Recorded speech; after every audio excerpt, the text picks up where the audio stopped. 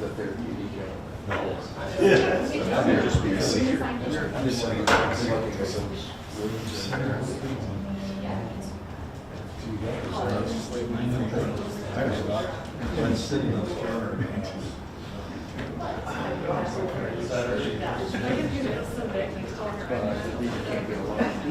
Oh, yeah. Yeah, saying no, or chairs would be a lot better. I'm gonna bring my monitor and set it up.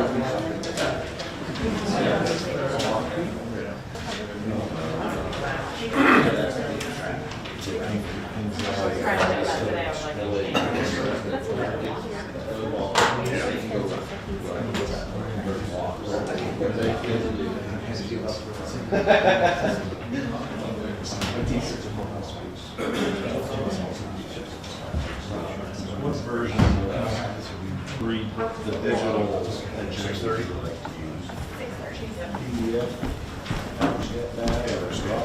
I just straight up, I just go straight to drop off. We call this meeting to order. Please stand for the Pledge of Allegiance. I pledge allegiance to the flag of the United States of America and to the republic for which it stands, one nation, under God, indivisible, with liberty and justice for all. Thank you. Please be seated. Tackle regularly keeps a schedule of member churches, and tonight we have invocation by Jim Spencer from St. Bridget's Catholic Church. Welcome. Well, thank you. Thank you. I was talking earlier to Mayor Schultz, and I guess some of our other ministers have not showed up for meetings to give a prayer or anything. And so I'm not a bishop, I'm not a priest, I'm not a deacon. I'm just a bus driver from the Lindsborg Senior Center to go to the Catholic Church. So I will not be as smooth as what the clergy would be. So, if you'll pay attention to me. Heavenly Father, we come to you today asking for your guidance, wisdom, and support as we begin this meeting. Help us engage in meaningful discussion. Allow us to grow closer as a group and nurture the bonds of our community. Amen. Thank you, Jim. Thank you.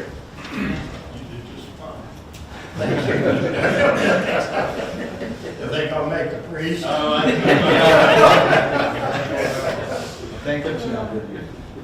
Next, we have public input, and I have on the agenda two individuals who have asked to speak. So I will call on Kevin Carr. Welcome, sir. Come on up to the podium.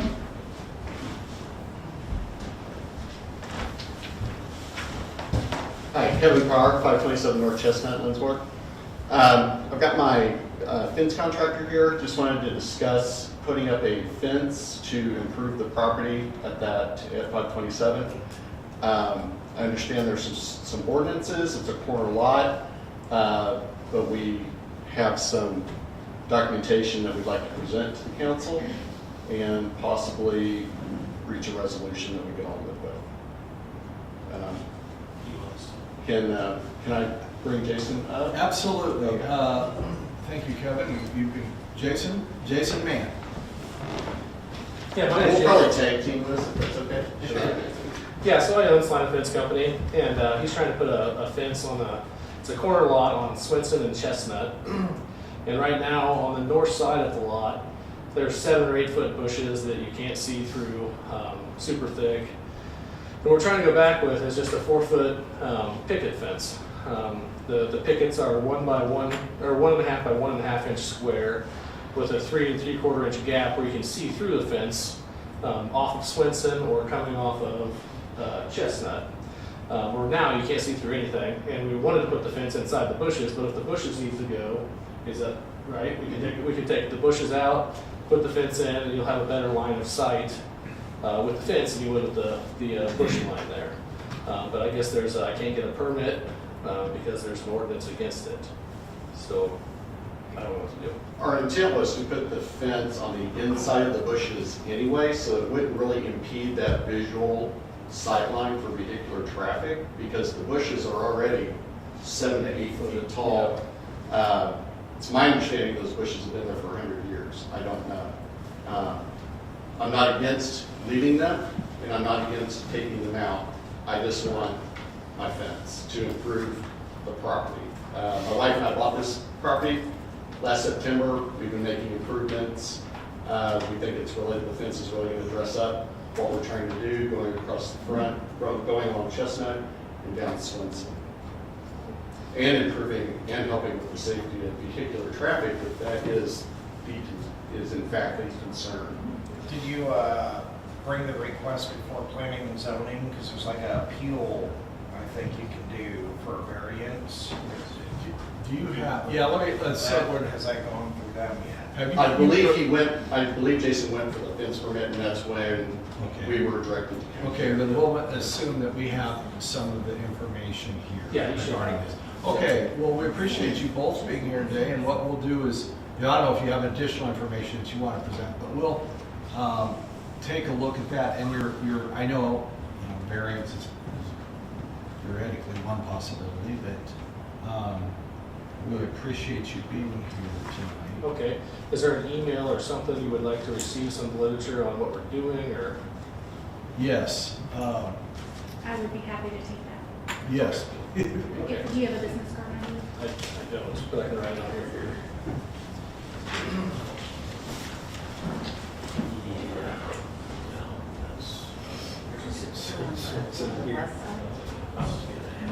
Assuming that would be the southeast corner of Swenson. Yeah, well, that's the beauty of that street. It just changes somewhere. So, I think this is probably the spot they're talking about.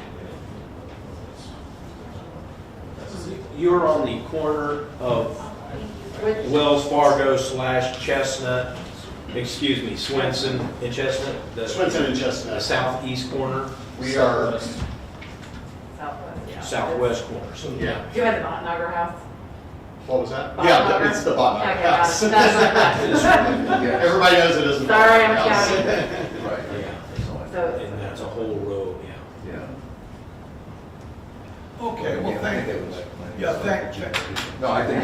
Okay, thank you very much, both of you for being here, and I will assure you that Roxy will get information to the proper individuals, and we'll see what can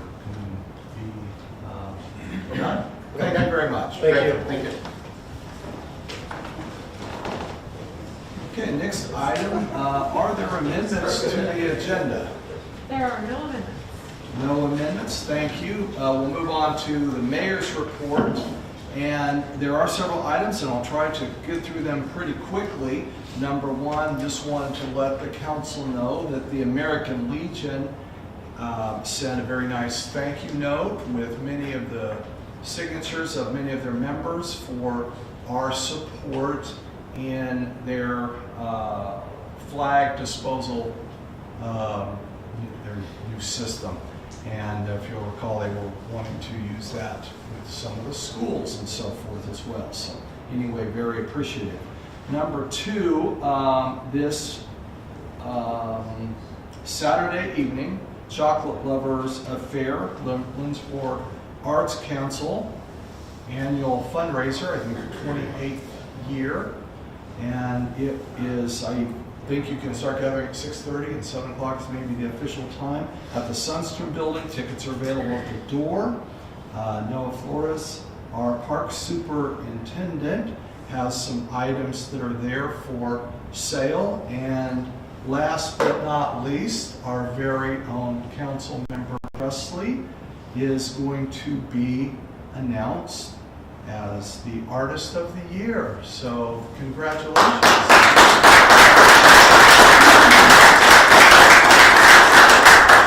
And those of you, if you have seen John's work, it's very, very nice. And that's great, John.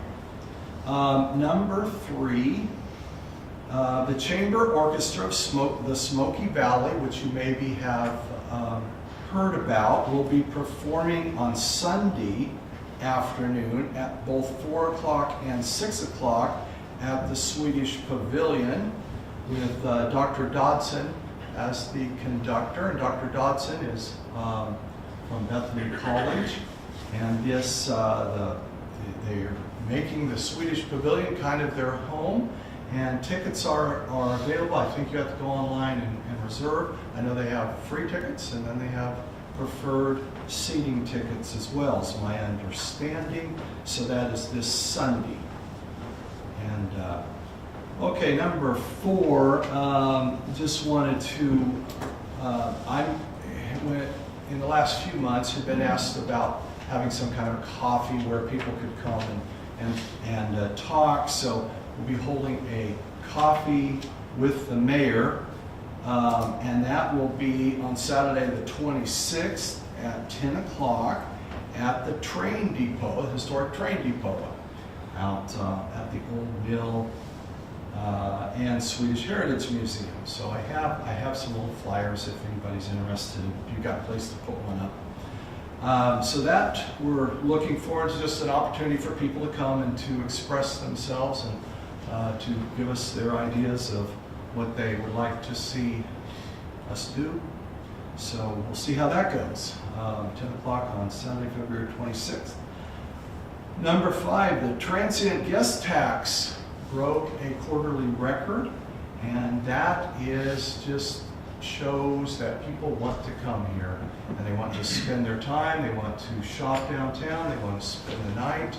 And so we congratulate Holly and her team and all those who have been involved in just continuing to make this a destination city.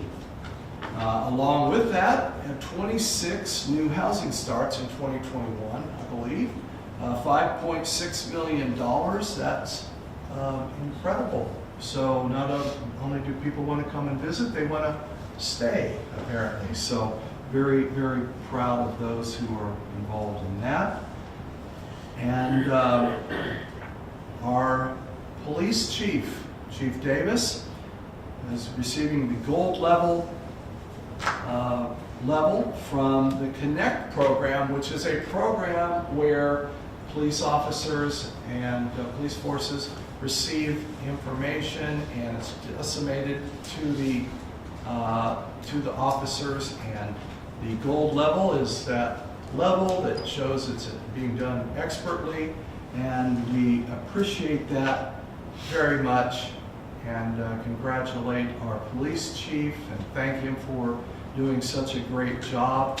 I don't know about you, but when I drive around town and I see the police cars, after I get off over the little, being nervous a little bit, I'm glad that they are here and they take care of business, and I appreciate that very much. Thank you, Chief.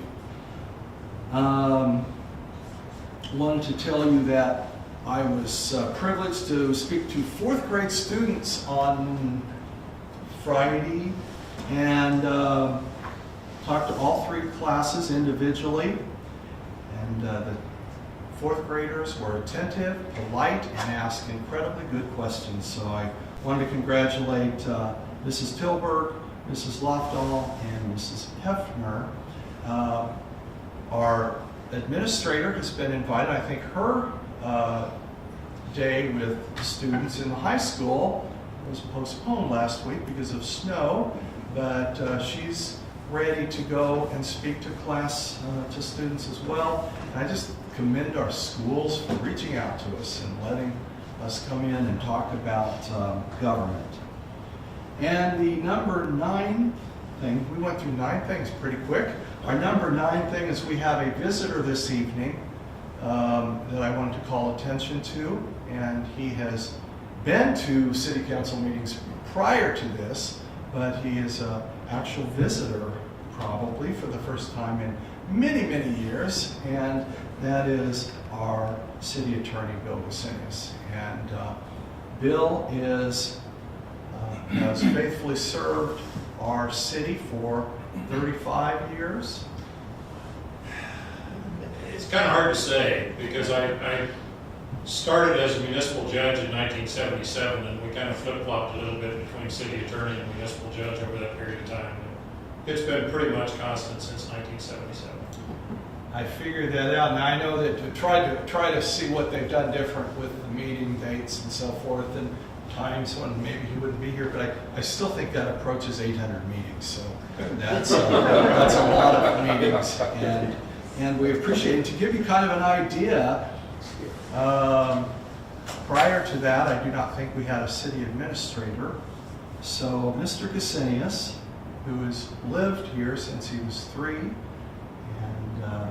graduated of Bethany College, met his future wife there, went off to KU Law School, came back. That's what we want our young people to do.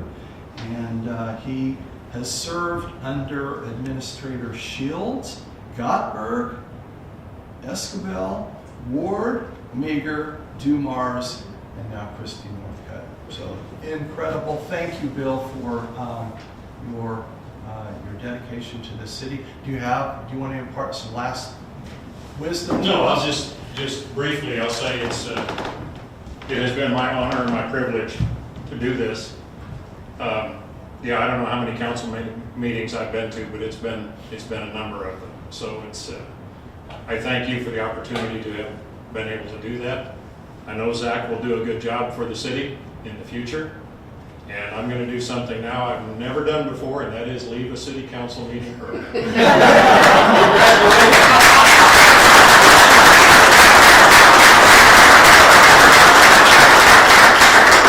One other thing, let me do say this, and John, as the Artist of the Year, I don't know if any of your items are going to be auctioned off that night, but I will tell you this, that when it comes to Swedish type carving, the mayor is a very, very determined bidder.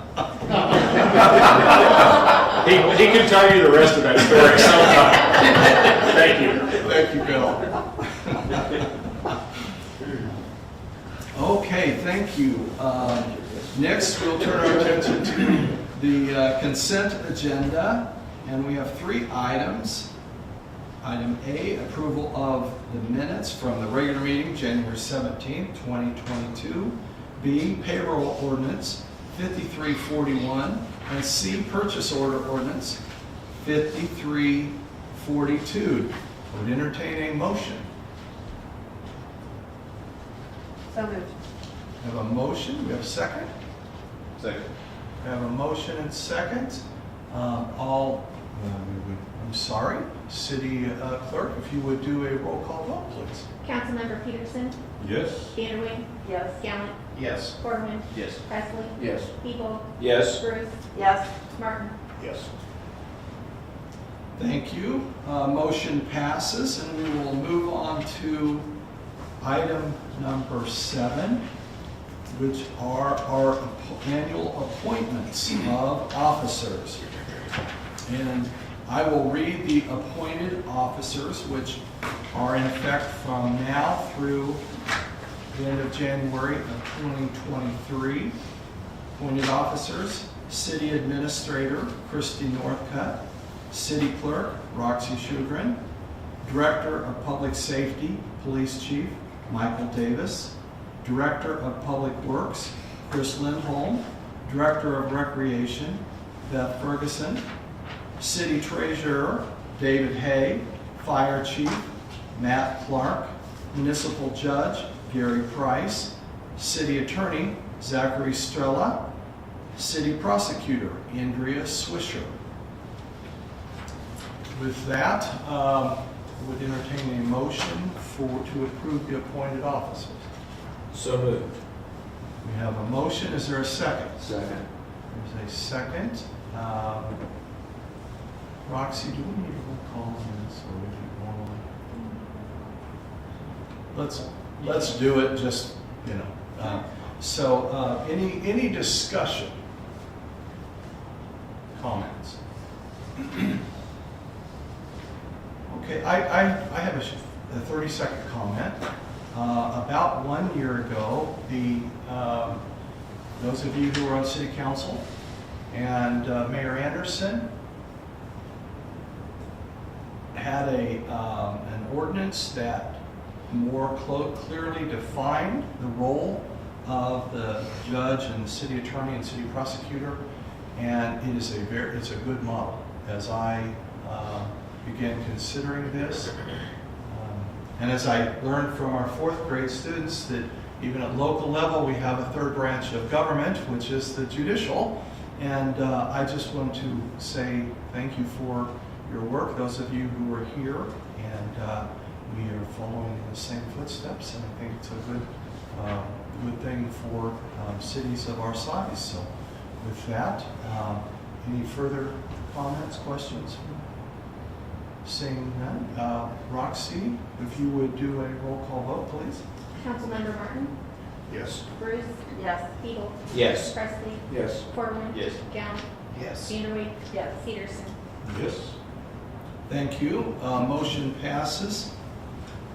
And I would like to introduce Zachary Strella to you. He has been here before, and but he is, I think, will be here a lot. We're going to expect him to be about 35 years. So thank you, Zach, for your willingness to take this on.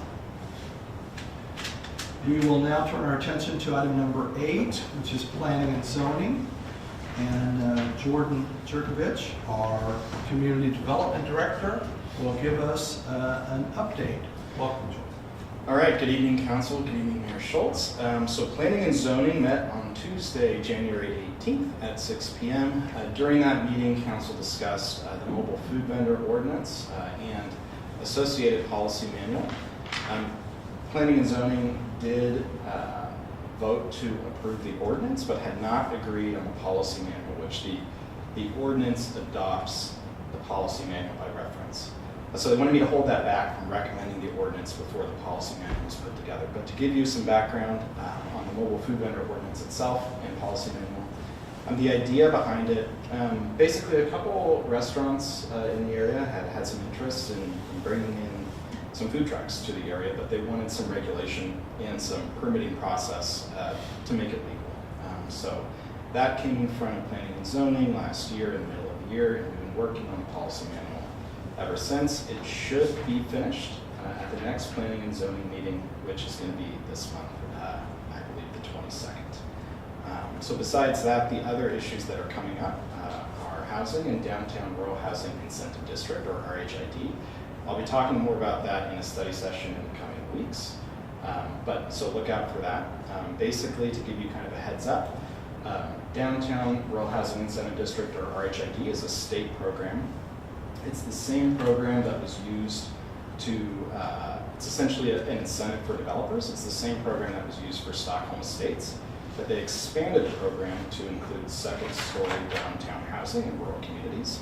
So what this means is that property owners of downtown properties can do improvements and then use the additional tax increment, the additional property tax that it generates to recoup some of the funds from the renovations. This is actually, I think, in my opinion, a really good use of RHID because there's not any additional infrastructure being built. It's being built on existing infrastructure. So I'll get more into the details in the study session, but that, just to give you a heads up. That will be discussed this month.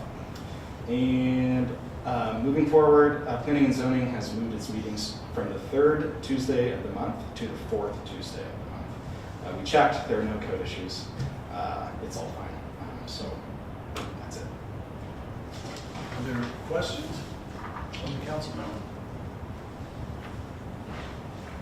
Just a quick question on this all probably been percolating for a while and being new, like several of us on the council. I assume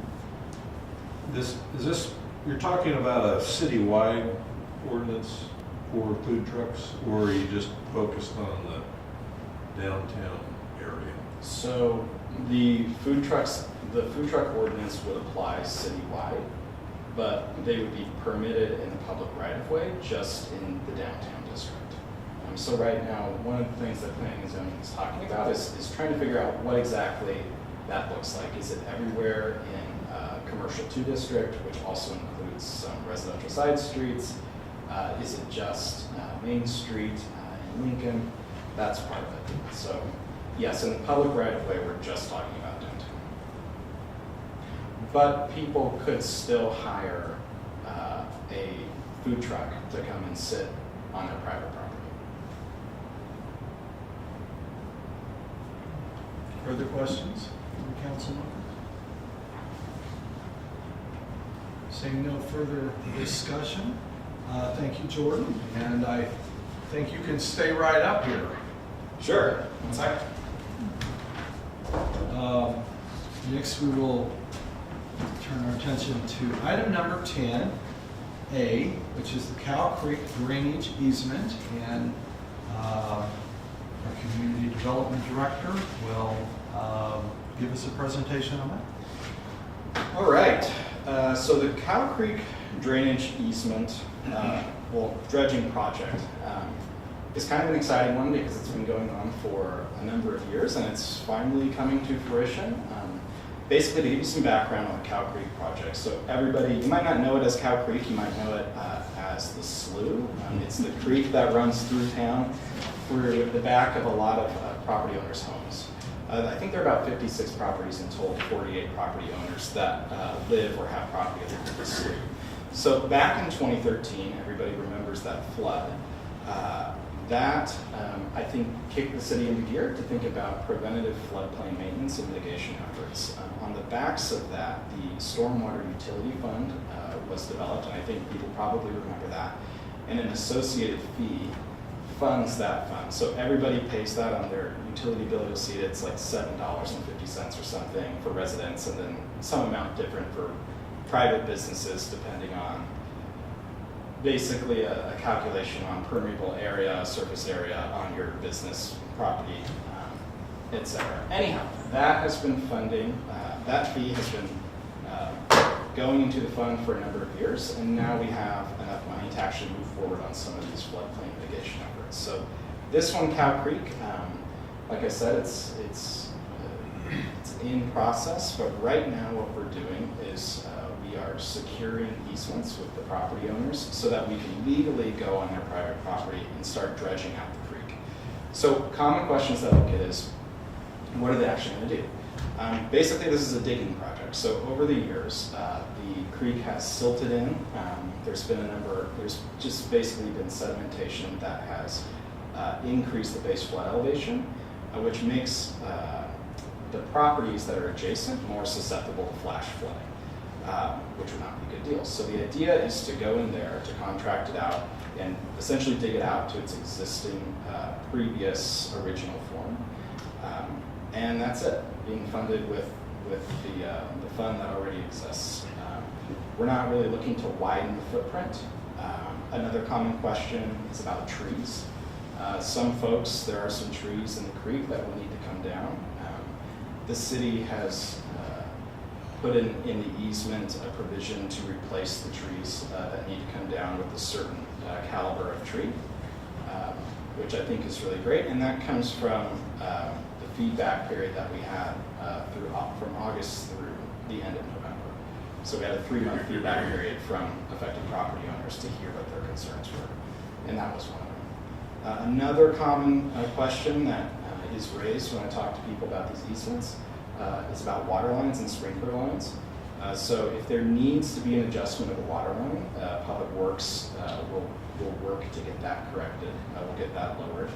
Most likely that won't be the case because most of these homes and properties were built a long time ago, which means that the water line was dug below frost and now there's additional sedimentation, so it's actually just really deep. So it shouldn't really be an issue. And in terms of sprinkler lines, that's something that we work out with the contractors. So if a line gets broken, it's their responsibility to replace it. All in all, I've had really good feedback. We have of the 50 plus properties that are along the creek, 7 are officially secured with the easements. I sent them out about 3 weeks ago. There are 26 verbal yeses, 9 that are in process, just answering a few additional questions, and 12 that I haven't heard a reply from since August, but that I am currently trying to reach out to. So the city has 6 of these easements, And actually, I'll just pass these around. There's a map, and you'll see it's highlighted where the properties are. And so what I wanted to do was bring this up to council and the mayor to sign these easements in support of the project. So the 6 properties, five of them are parcel numbers, so there's nothing developed, and one of them has property on it, and it is it's the water tower. So the 6 properties are parcel number at North Chestnut, parcel number at West Lincoln Street. There are 2 parcel numbers at North First Street, 1 parcel number at South Chine Street, and then 601 North Main Street, which is the water tower. So with that,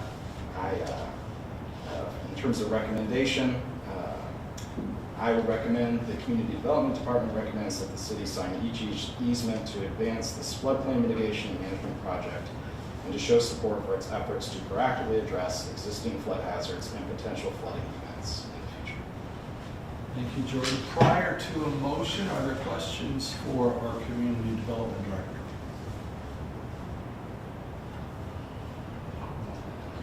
Councilmember. Yeah, maybe to clarify for someone that doesn't understand everything clearly, but the easements that you're talking about approving, those are city-owned? Yes, Okay, so we're just talking about the city-owned. that's correct. And, okay. And is that on the map, is that what's? The highlighted, yeah, the blue? highlighted ones, yeah. Okay. Those are all city property. Yep. And I guess just to follow up, just with the discussions with the landowners, has it been pretty positive? Yeah, so. And we've been able to meet their concerns, I guess. I think so. So, like I said, I sent out the initial letter in August, and then we had a 3-month feedback period. I would say more than half, maybe 60%, followed up with that. And the 2 primary things were about trees and water lines. Both of those have been addressed, so I think so. Yeah. And the anticipation would be that we could start this spring and actually digging some of this? Or? I don't think it'll happen this spring because after the easements are secured, the permits through Kansas Department of Agriculture Division of Water Resources still have to be approved, KDA DWR for short. But that shouldn't be an issue. I've talked with them. Technically, the creek isn't actually large enough to be considered a creek by the state of Kansas, and so there's some permits that you have to do, but it's basic maintenance, so they are not concerned about this at all. And then we need to hire a company to come actually do it. So there's going to be an RFP process and some bidding. But I would hope by the end of the year that we can get this going, for sure. Any further questions for Jordan? Thank you, Jordan. Thank you, Jordan. Okay, council members, entertain a motion to sign each of the 6 city-owned easements. So moved. Is there a second? Second. We have a motion and a second. Is there discussion among the council members? Seeing no discussion, all in favor signify by saying aye. Aye. Opposed, no. Motion appears to pass.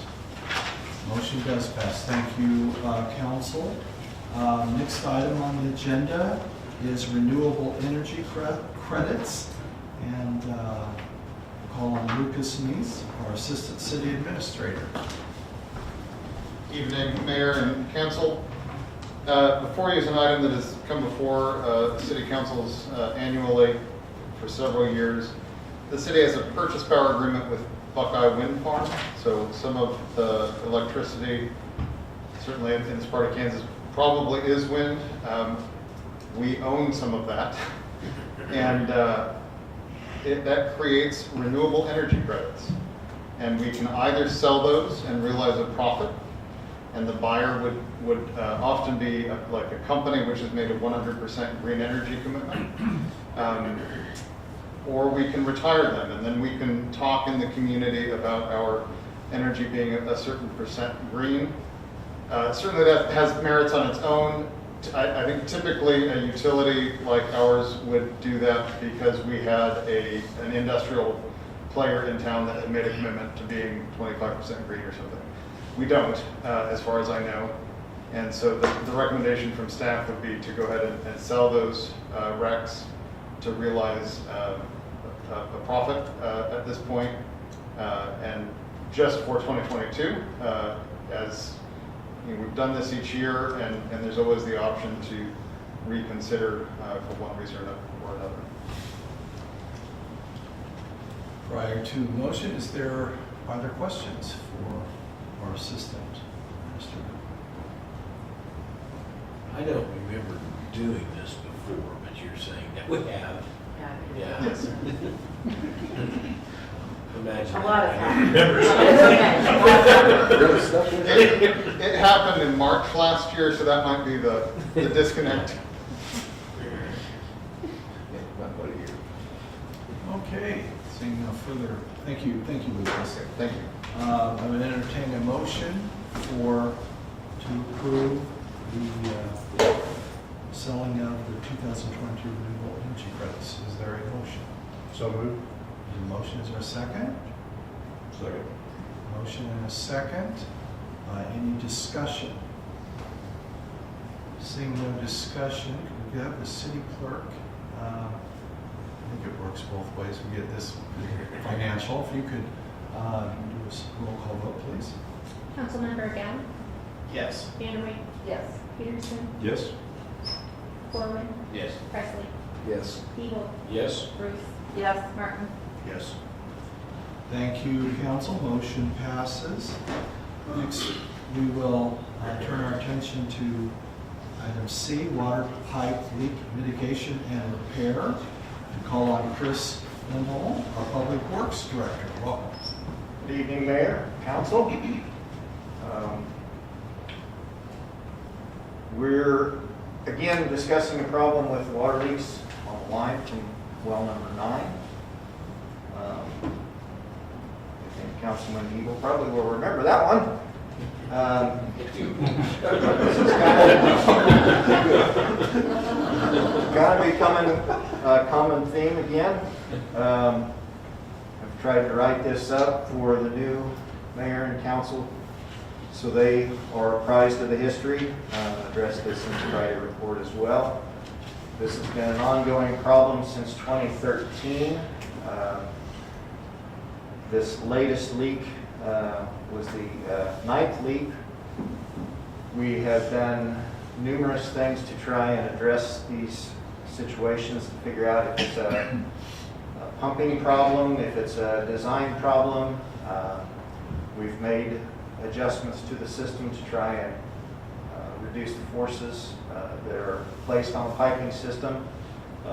Had discussions with engineers about the situation and gone as far as taking samples to a lab in Colorado to have them analyzed. And basically it's come down to the fact that there are some flaws in the pipe, and over time those flaws succumb to the stress and the leaks occur.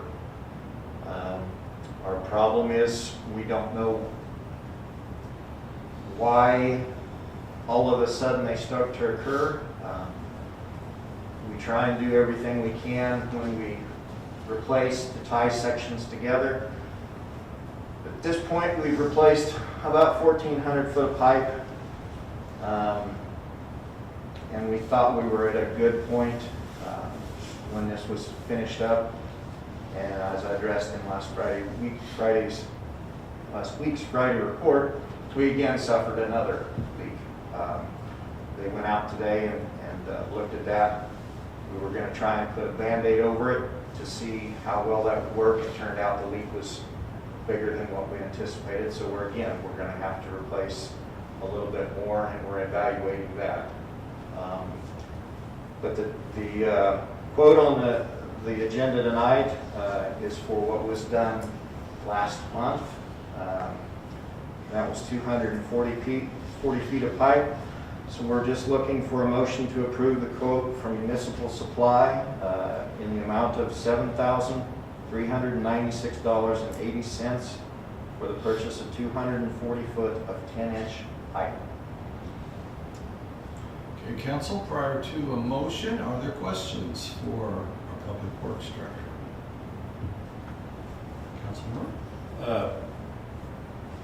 How long is this pipe? And how much have we replaced on a percentage basis? Are we looking to replace like miles of pipe or? There is 8,400 feet of pipe, almost 8,400 foot of pipe in this particular line. We've replaced about 1,400 foot of that pipe.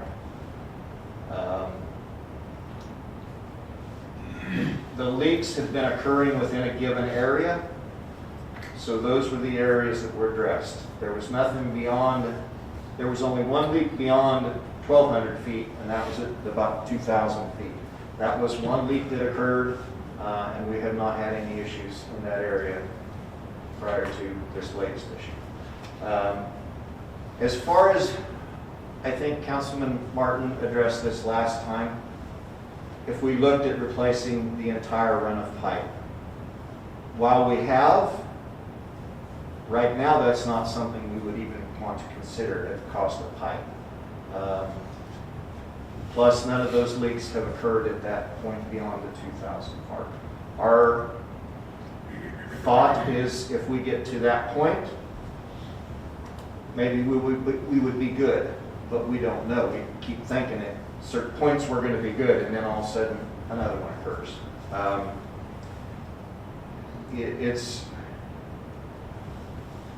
It's very frustrating for the crew. It's very frustrating for me to bring this to you again and again, because it makes us feel like we're not doing something proper, but we are. I have been in touch with that engineer again, and I've made contact with the pipe company. It's no longer the company it was back in '96. It's changed hands multiple times. But I'm pursuing this, trying to see if we can come up with something. I don't think I'll have much luck, but I'm going to pursue this to see if we can. Our thoughts as far as getting to a point where we might be comfortable, there are codes that are on the pipe. Right now, all those codes have been a particular code. We can't decipher what those are because of so many years ago, and I would think that would be an industry standard kind of, but it's not. If we can get to a point where we're beyond into a completely different code, our feelings are that we will be more comfortable knowing that maybe we're in a different run of the pipe, and maybe this will be a better pipe than what we're dealing with. But the lab work that we had done, the samples we took in, showed that this is a bad pipe. It has material within it, it has air voids within it, it's just a bad production pipe. Unfortunately, it made it 20 some years before it started showing issues. So, Any further questions? Seeing no further questions, council members, I would entertain the motion. Motion to approve. Second. We have a motion and we have a second. Is there discussion on the motion? Seeing no discussion, we get our city clerk to do a roll call vote, please. Councilmember Presley? Yes. Hebel? Yes. Bruce? Yes. Martin? Yes. Peterson? Yes. Vanderway? Yes. Gallant? Yes. Corbin? Yes. Thank you, council. Motion passes. We will now turn our attention to item D. And I guess, again, recognize Chris Lindsborg regarding the street department truck purchase. we were budgeted this year to replace street department flatbed.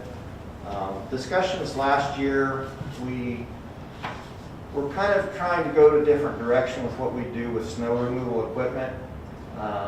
Right now, everything in town is plowed either with a grader or with the big snow plow that we got from the state several years ago.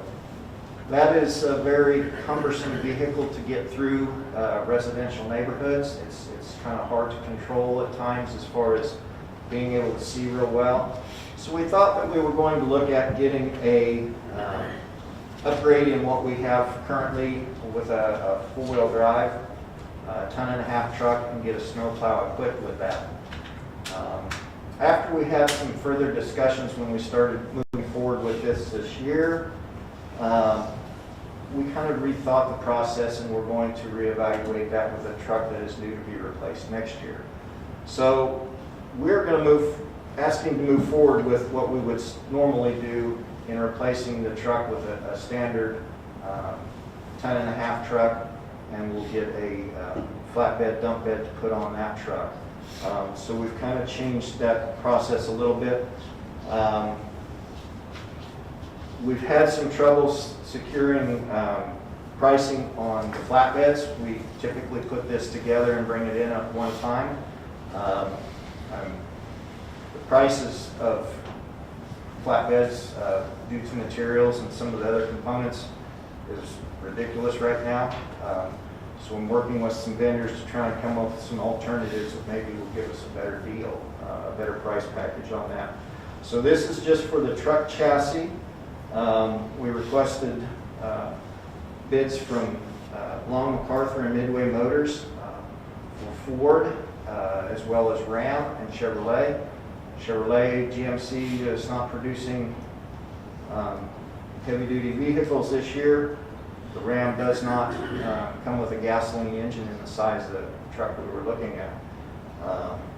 So we got 2 bids from Long MacArthur and Midway Motors for a Ford F-450.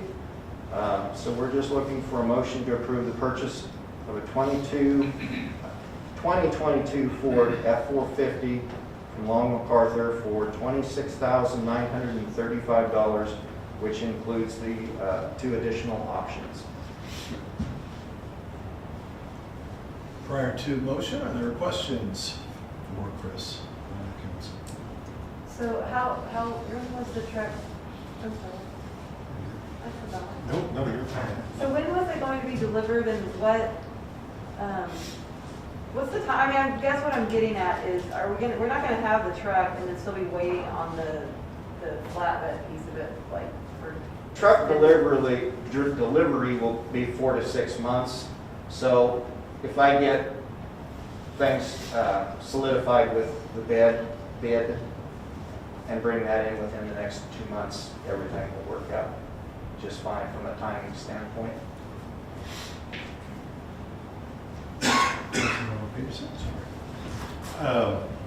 It's the suggested motion states that it's at a cost of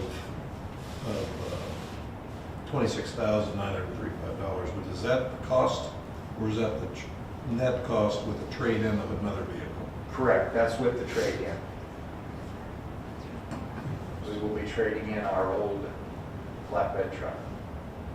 So the actual It's on the next cost. page of your. Yeah. Anyone listening may not see that, so I was just curious. But so the actual sale price is $44,200. That's the truck price for it. Plus, yes. Okay. Further questions of Chris? Can we put the flatbed for the old truck onto the new one? Is that able to do that? It is not in condition to do that, no. Typically on the streets trucks, we will replace them every 10 years because dropping concrete and the loads in excess, they get beat up pretty good. So those beds tend to get replaced every 10 years. Any further questions of Chris? Seeing no questions, council would entertain a motion for the approval of the purchase of a 2022 Ford F-450. So moved. Is there a motion? Is there a second? Second. Motion. We have a motion and a second. Discussion on the motion. Councilmember Peterson. Does the sale of the old truck need to be part of the motion? It assumes that the old truck is trading I We should assume the motion. I'm just asking. in. We always My- have trade-ins. my understanding is what we're approving is, or what the council's approving is expenditure of $26,935 for on the contract. I think the assumption would be that it's the dollar amount plus the. So the city can sell a truck without our approval is what I guess would be the question. Well, the way I'm looking at it, the motion was for the purchase of a 2022 Ford F-450 from Long MacArthur for, as the mayor said, $26,935. If we go to the sales sheets, you look at that, that includes the trade-in of the vehicle. I wouldn't think we'd have to do separate motions to do that. It's included in the price that we're going to hopefully approve. I think probably our understanding, I think you as council members have an understanding on that. I think it would be something for us to look into and see, or we could amend those motions. So I would prefer to go to council. Yeah, I mean, so being more specific is never a bad thing. It's always good to be more specific, but with something like this, I'd be perfectly comfortable as it is because as we have the motion, the purchase, it's right there. I think everyone, it's clear that that's the only place where the price comes from. I think it's a sufficient motion. Okay, further discussion among council members? Seeing no further discussion, if we could get our city clerk to once again call a roll call vote. Councilmember Vanderway? Yes. Peterson? Yes. Martin? Yes. Bruce? Yes. Beagle? Yes. Presley? Yes. Corwin? Yes. Down. Yes. Motion passes. Thank you, council members. Turn our attention to item E, the Raymer Society for the Arts Resolution Number 02-2022. We'll have our city clerk read the resolution. The Raymer Society for the Arts has submitted a notification of nonprofit organization event promoting the event's application in order to be able to serve complimentary alcohol and cereal malt beverage at their Heart-Tongue Unfiltered event on March 5th. And as a nonprofit, they are able to serve this complimentary alcohol and liquor to the general public as long as they have approval from council either by resolution or by ordinance.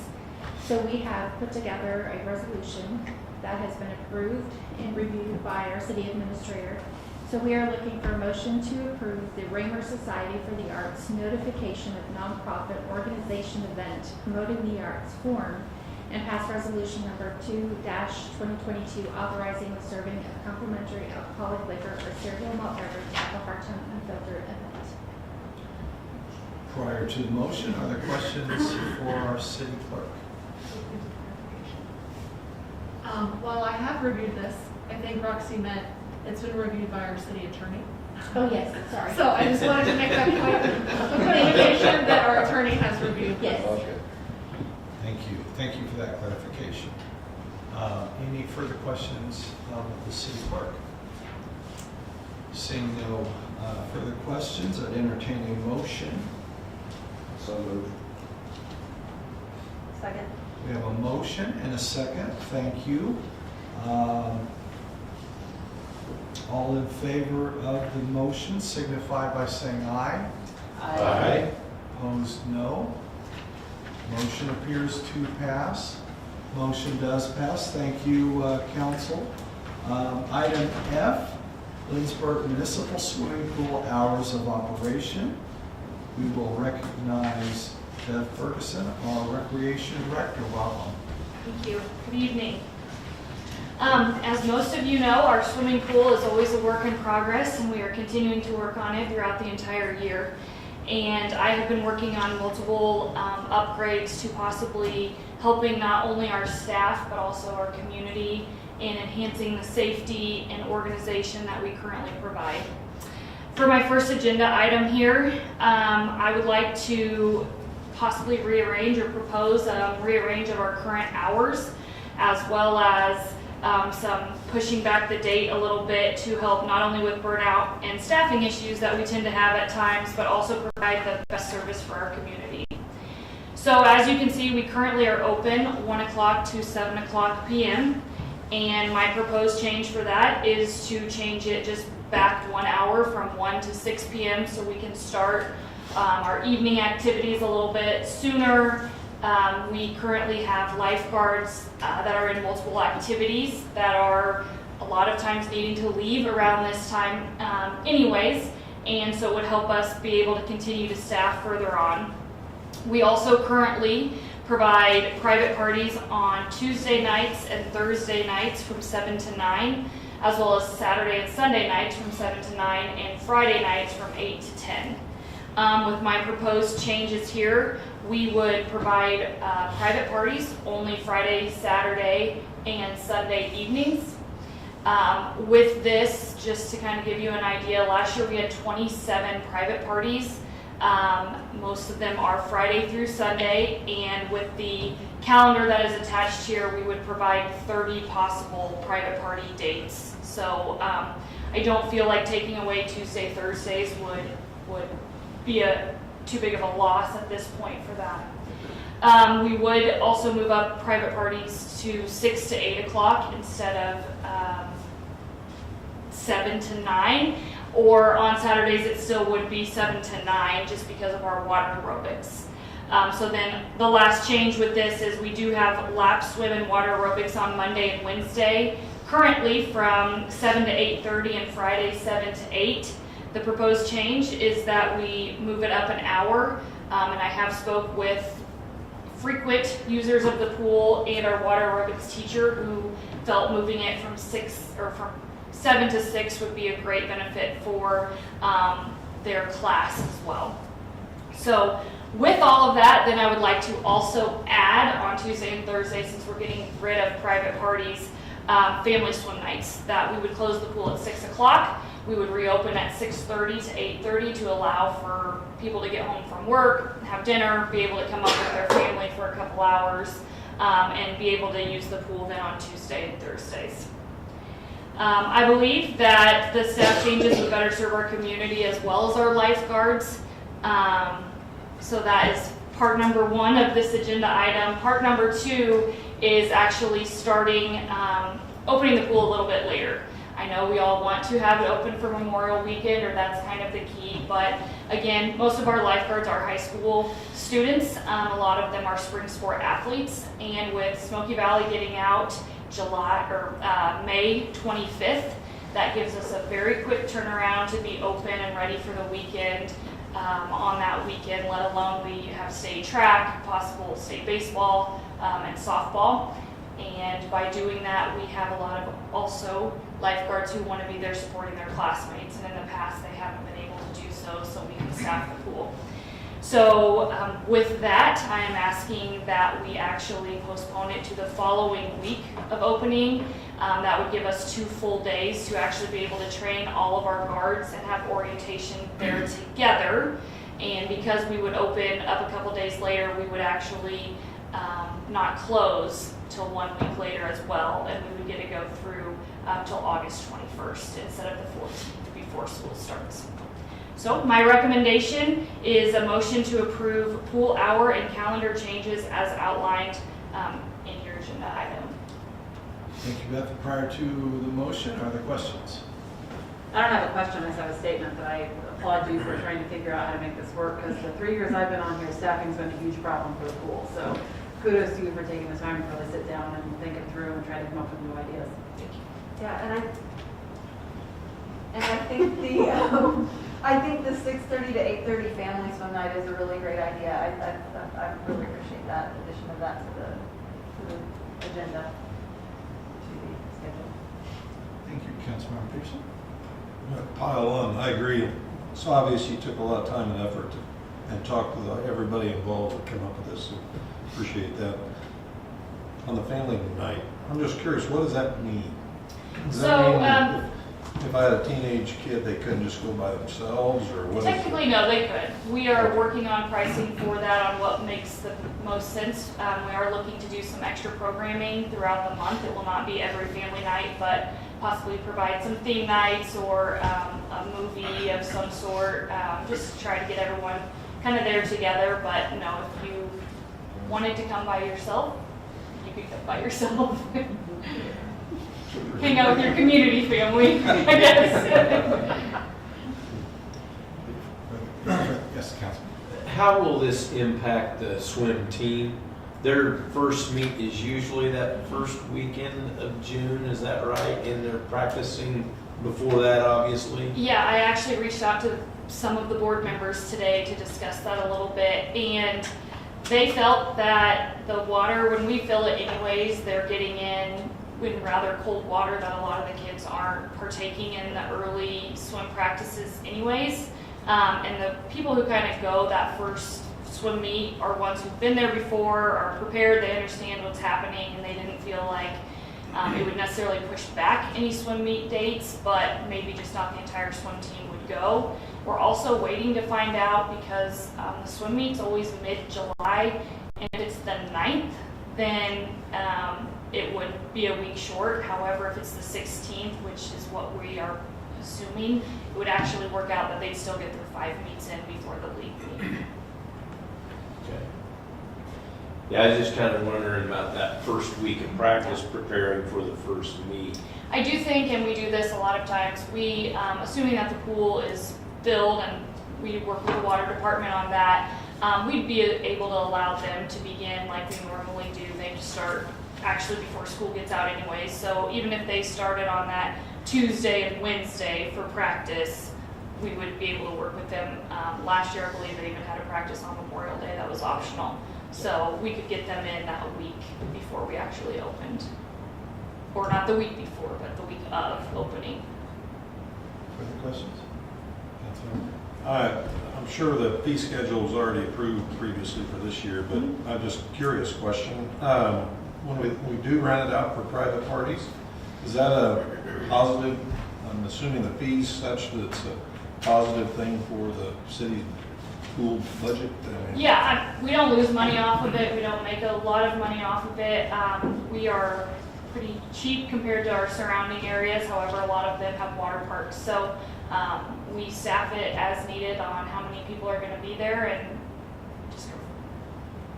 I didn't realize we had that many private parties. It's good, sounds like a good thing, but it's not. And I did actually, I don't know if that's in here. We normally do let USD 400 and Bethany College, they have back to school parties. We have those during the week, and that'll continue to be that way. Okay, council, thank you. I would entertain a motion. So moved. We have a motion, is there a second? Second, we have a motion and a second. All in favor of the motion signify by saying aye. Aye. Those opposed, no. Ayes appear to have it. Ayes do have it. Motion passes. Thank you, council. Item G, we're going to talk some more about the swimming pool and recognize our recreation director again.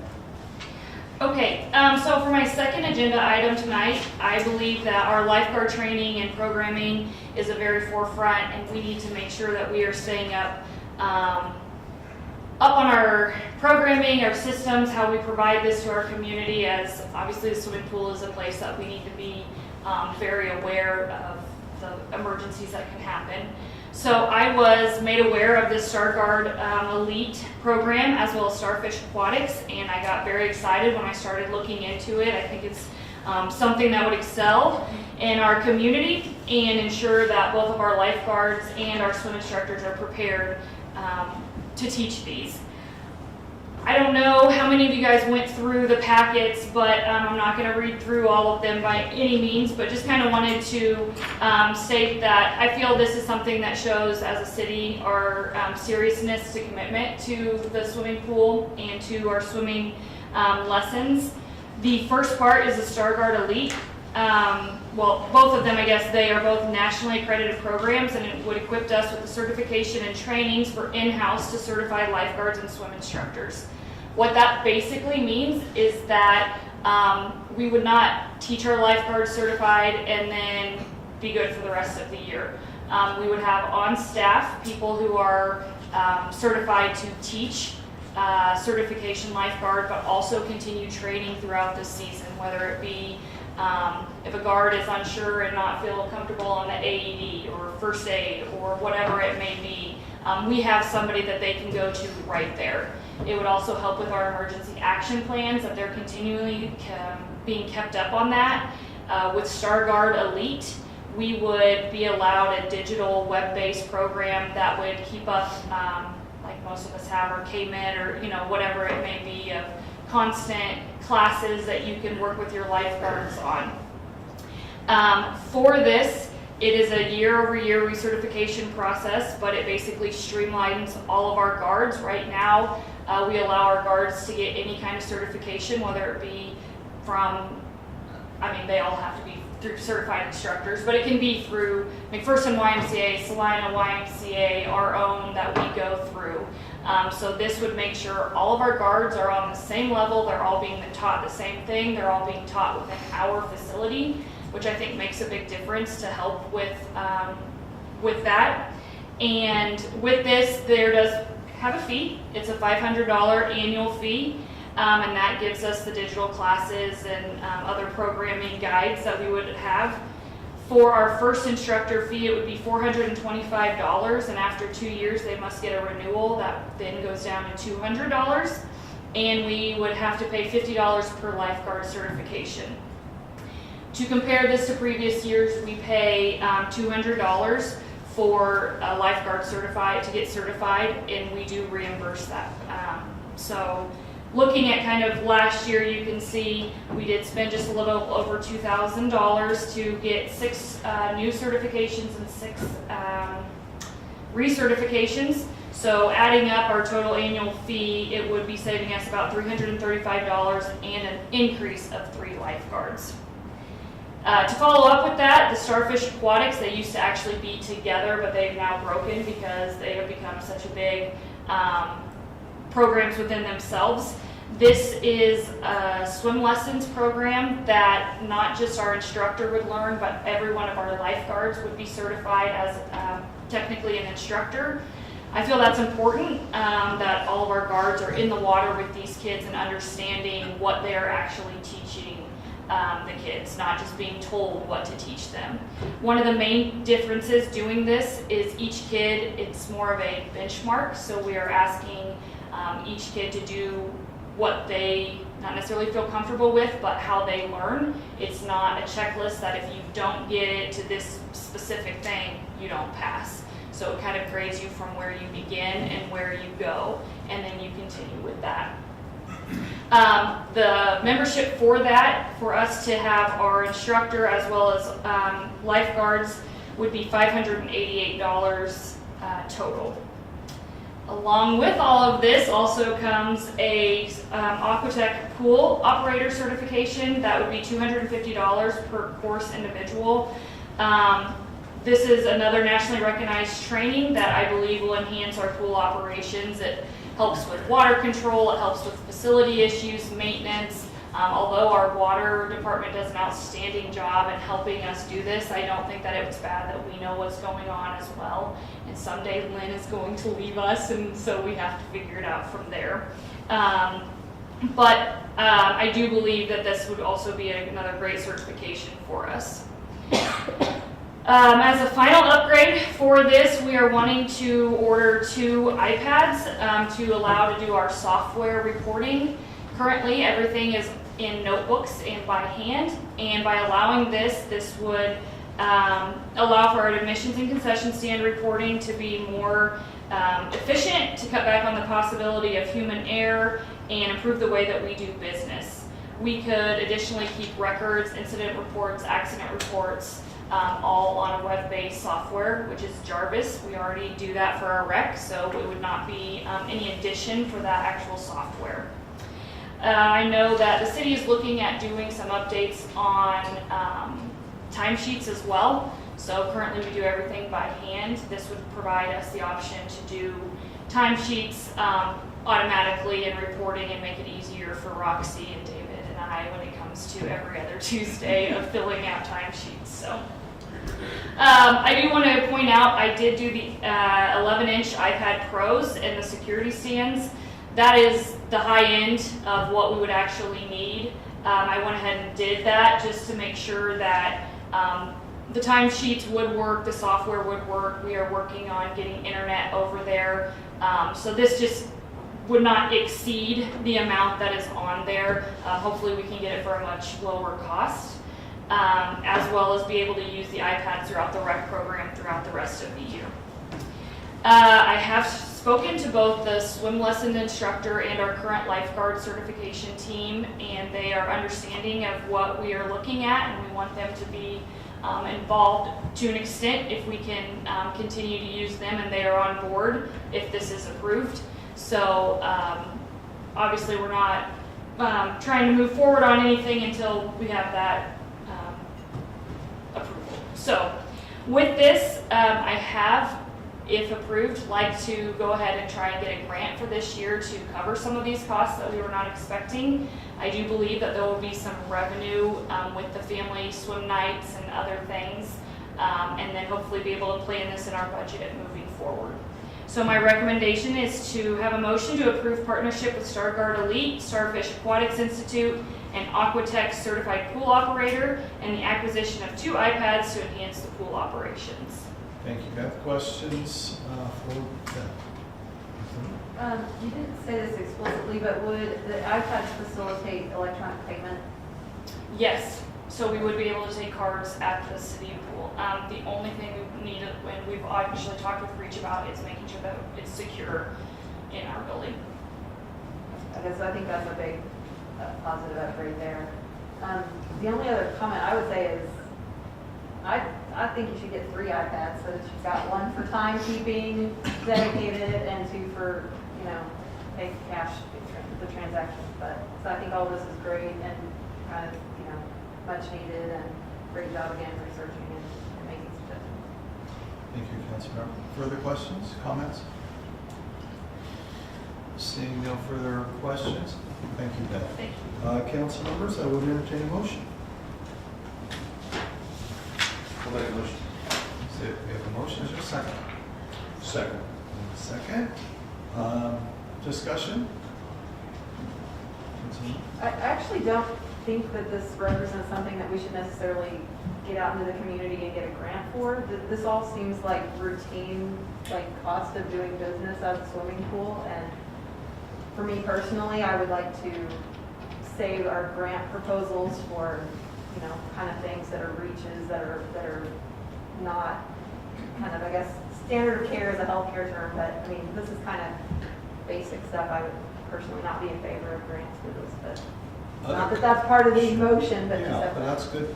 Other comments regarding the grant, giving direction to Beth? I guess the question would be, where are you looking for the grant to come from, the money to come from? Is there a certain place? Just in general, apply for grants? Yeah, I mean, I do believe that there are some probably swim type grants out there. Obviously, there's the local ones too that I would look at if need be, but. I guess I wouldn't be opposed to applying for grants. Anytime we can do that and try and save a little bit of money. How about, yeah, sure. How about if we do the motion, of course, as it written, does not, and then you can explore that and then perhaps come back and talk about, so that the council can have some guidance as to whether those grants are something you should pursue. Sound okay? Councilman Peterson? I just want clarification what the motion actually is. Do we? The motion is to approve, am I doing the right thing? Yes, approve the partnership with StarGuard Elite, Starfish Aquatics Institute, Aquatex Certified Pool Operator, and acquisition of 2 iPads to enhance pool operations. The fiscal note is, what's it totaled? It has it individually. I don't know if we have a grand total, we have it individual items.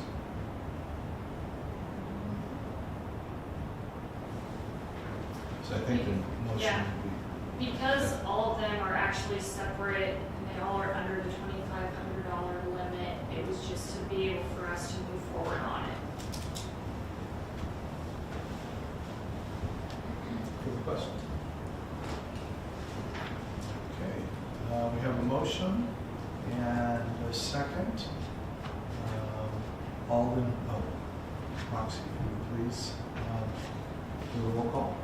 Councilmember Hebel, Yes. Presley, Yes. Corwin, Yes. Peterson, Yes. Peterweight, Yes. Gallant, Yes. Martin, Yes. Bruce. Yes. Thank you, council members. Motion passes. And item H, we will once again recognize Beth Ferguson, our recreation director, regarding golf course mower purchase. All right, so switching over to the golf course, we currently have multiple pieces of equipment and multiple mowers to keep our golf course looking nice. However, there's a couple of them that need replaced, and so staff and I went out to kind of go over them and look at what we can do to minimize our equipment load and help with repairs out there. So in our 2022 capital improvement plan, we have in there for a small tractor of $25,000 and a pull behind fairway mower of $15,000 budgeted. The more we looked into it and the more that we started focusing on other small golf courses, we found that that may not be the easiest way, and that actually a zero-turn deck mower that could do both the fairways and the rough, as well as little odds and ends around, would maybe be our best bet, especially with our course size and staffing out there. We felt that finding something that we could just take care of one piece of equipment rather than having to jump onto 3 different mowers a day to figure out how to get our course mowed would be the way to go. We reached out to 3 different places: Kansas Golf and Turf, Mower Medic out of McPherson, and Salina Hometown Sports. Mower Medic did not supply us with a quote back. Kansas Golf and Turf, who we currently go through with our golf carts and other equipment, provided us with the Laser Z X series that is attached with this, as well as Salina Hometown Sports provided us with 2 quotes for a Hustler Super and a Toro 7500. Again, doing some research on what we felt is the best machine for the amount of hours that we hope this mower uses is the Kansas Golf and Turf X-Mark mower. We currently are trying to get rid of our X-Mark mower that we've had for several years, and just based off of the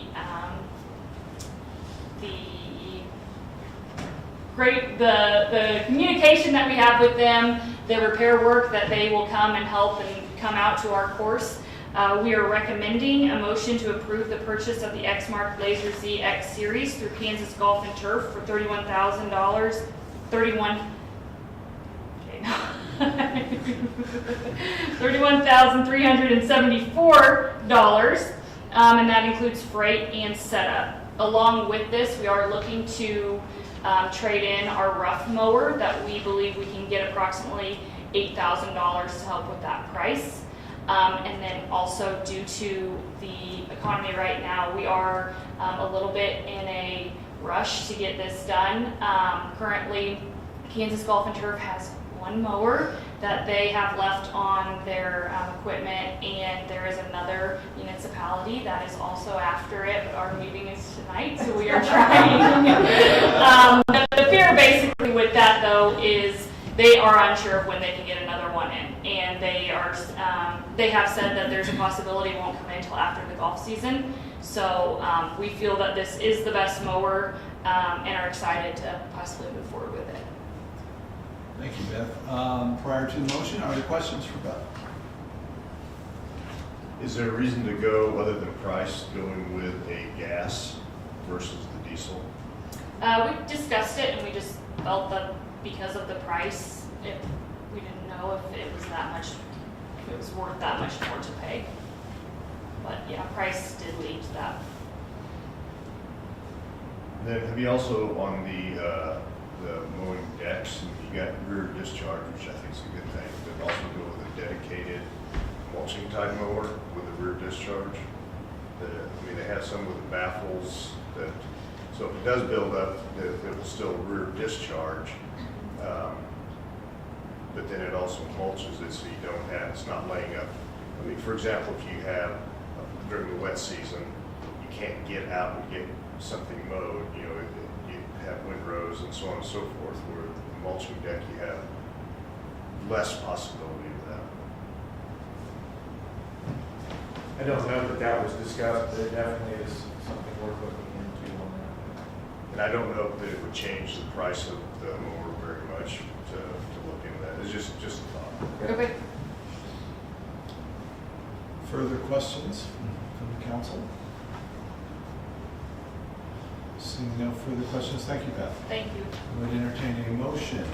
The motion is to approve purchase of the Easement Laser ZX Series to Kansas Gotham Turf for $31,374, which includes freight and setup. Is there a motion? So moved. We have a motion. Is there a second? Second. We have a second. Motion, a second. Discussion among the council members. It's probably something I should have asked earlier, and I didn't think of it until now, but I know you have with possible trade-in. I know with Salina, we deal with a lot of mowers, and we've had really good luck with the Purple Wave, and actually can get better prices out of some of the mowers through Purple Wave than trade-in value. That's where it will go. That's where we are looking at taking it. Well, I shouldn't have said that. Well, now you know they're on it, so that's good. Thank you, council member. I appreciate that. And any further discussion? Seeing no further discussion, we have a motion and a second. We get our city clerk to call a roll call vote, please. Councilmember Bruce. Yes. Hebel. Yes. Presley. Yes. Corwin. Yes. Martin. Yes. Peterson. Yes. Vanderway. Yes. Gallo. Yes. Thank you. Motion passes. Thank you, council. Do we have old business? We do not. Okay. And do we have an executive session? We do not. And that is certainly the correct answer. So, thank you, council, for your diligence tonight. Believe it or not, we cut a couple of issues to wait just to. We were getting a lot on this one, but we covered a lot of ground tonight. So I appreciate your diligence. Entertain a motion to adjourn. Did you have a comment? I was curious about the other. Other. Do we have anything? Sorry. Thank you. A future, just on the other, for the new council people, including me, if some night if we could have a reminder of the intention of the other, what that agenda item is on the agenda for.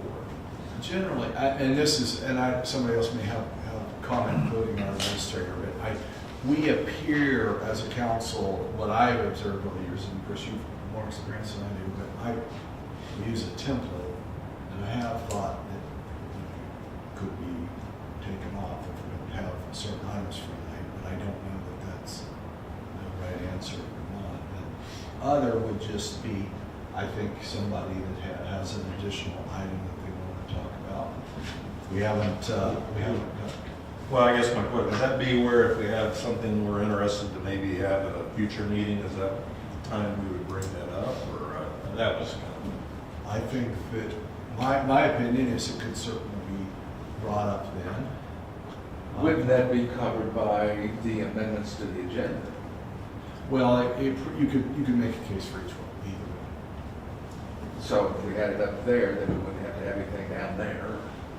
I think it just gives you an opportunity to just state something or to ask something, or say I'd prefer to have something on the agenda next time, or I'd like to have a study session or something, anything. They're good discussion, and I think we'll certainly make sure that you have the opportunity if you feel like that's public meetings, and that gives you an opportunity to say something in public that next. We'd like to talk about needing more stop signs. Okay, so any further comments? Motion to adjourn? We have a motion to adjourn, is there a second? Second. We have a motion and a second. Any discussion? Seeing no discussion, all in favor signify by saying aye. Aye. Opposed, no. Ayes appear to have it. Ayes do have it. We are adjourned. Thank you, council. Thank you, staff. No, I don't.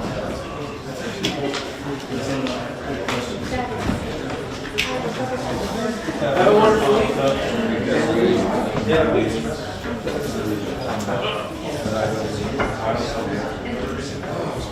No, no,